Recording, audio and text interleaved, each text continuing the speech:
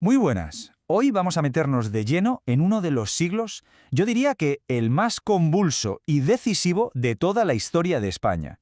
Un periodo de 100 años que de verdad lo puso todo patas arriba. Y es que estos no son solo titulares llamativos, no. Son los conflictos reales que desgarraron a España durante todo el siglo XIX.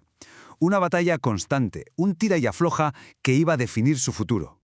Exacto. Lo que vamos a ver es básicamente una lucha feroz entre dos Españas, una que se aferraba con uñas y dientes al pasado y otra que intentaba, a veces a la fuerza, construir un futuro completamente distinto. Vale, pues vamos al lío. Todo este incendio empieza con una sola chispa, y esa chispa, como no, la encendió Napoleón Bonaparte. A ver, la jugada de Napoleón fue, hay que decirlo, magistral y a la vez súper rastrera. Empezó todo en 1807 con un tratado que, sobre el papel, parecía no tener importancia, solo un permiso para que sus tropas cruzaran España y llegaran a Portugal. ¿Pero qué pasó? Pues que para 1808 la cosa ya era muy diferente. Esas tropas no estaban de paso, que va, se habían instalado en las ciudades más importantes de España. El engaño era total. Y lo mejor de todo, para él, es que se aprovechó de un lío de familia en toda regla. El rey, Carlos IV, y su hijo, Fernando, estaban a la greña. Napoleón, muy listo, los llama a Bayona con la excusa de mediar, pero lo que hace en realidad es secuestrarlos y obligarles a renunciar al trono. ¿Y a quién se lo da? Pues a su hermano, José Bonaparte.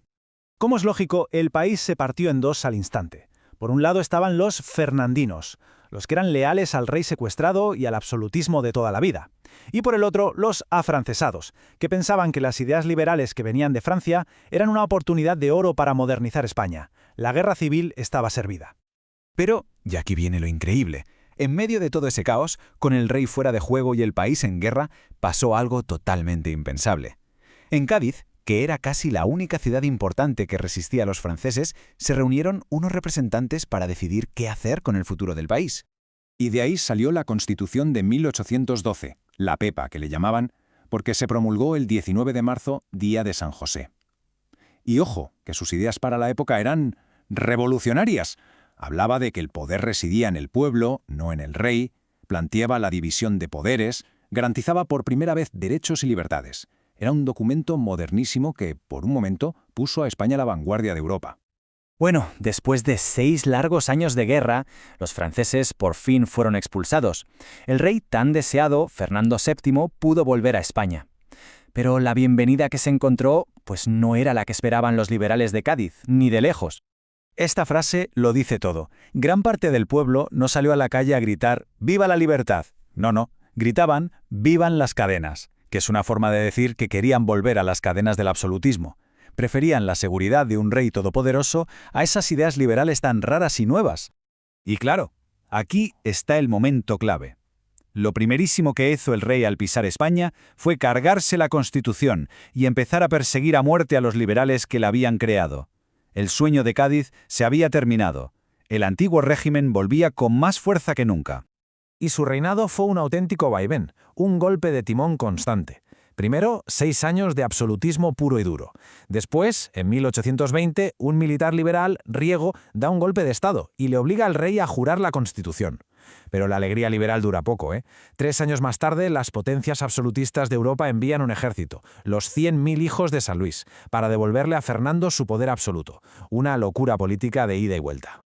Cuando Fernando VII murió, el caos no solo no se acabó, sino que, de hecho, se multiplicó. Ahora la lucha ya no era por ideas, sino por la propia corona. ¿Qué pasó? Pues que el rey cambió la ley justo antes de morir para que pudiera reinar su hija Isabel, pero su hermano Carlos, que era el siguiente, no lo aceptó, y esto provocó las guerras carlistas. Básicamente, otra guerra civil entre los partidarios de Isabel, que eran más bien liberales, y los de Carlos, que defendían el absolutismo más rancio, más madera.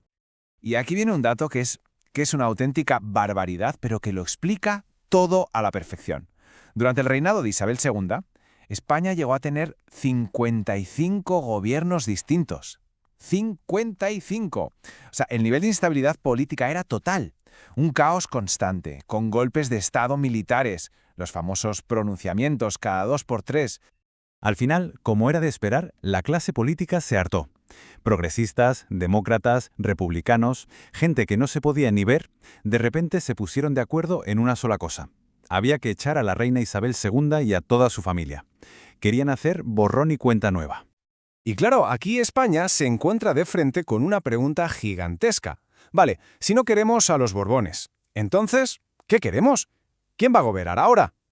Se intentaron 2 experimentos, y la verdad es que los 2 salieron fatal. Primero, se trajeron un rey de Italia, Amadeo de Saboya. Un buen hombre, pero un extranjero sin apoyos. Encima, a su principal defensor, el general Brin, se lo cargaron. Resultado, el rey aguantó 2 años y se largó. El segundo intento fue proclamar la Primera República. Duró incluso menos, apenas 1 año. Se vino abajo por las peleas internas y por el cantonalismo, un movimiento en el que ciudades y regiones se declaraban independientes. Un desastre. Después de tanto caos, de tanta guerra y de tantos experimentos fallidos, la élite política española encontró una solución. Una solución muy práctica, un poco cínica, pero que buscaba por encima de todo una cosa: estabilidad. Y la solución fue volver a los Borbones. Se restauró la monarquía, esta vez con Alfonso XII, que era el hijo de la reina que habían echado. Pero ojo, esta vez el arquitecto de todo esto, Cánovas del Castillo, se aseguró de que el caos no volviera a repetirse. Y el sistema que se montó, el de la restauración, es fascinante por lo ingenioso y a la vez por lo corrupto que era. La base de todo, el turno pacífico. ¿Y esto qué era? Pues muy fácil. Los 2 grandes partidos, el conservador y el liberal, pactaban de antemano quién iba a ganar las siguientes elecciones. Se turnaban, vaya. Y claro, para que salieran las cuentas, había que amañar las elecciones.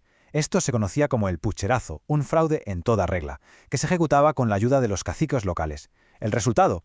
Pues sí, se consiguió la tan ansiada estabilidad, pero claro, a cambio de olvidarse de lo que era una democracia de verdad. Y así es como acaba el siglo XIX en España, con una paz artificial, una estabilidad que en realidad estaba tapando las enormes tensiones sociales y políticas que seguían ahí, latentes. La pregunta que se quedaba flotando en el aire era obvia: ¿cuánto tiempo puede aguantar un país cuya paz está basada en un fraude? La respuesta, como bien sabemos, llegaría de una forma bastante dramática en el siglo XX.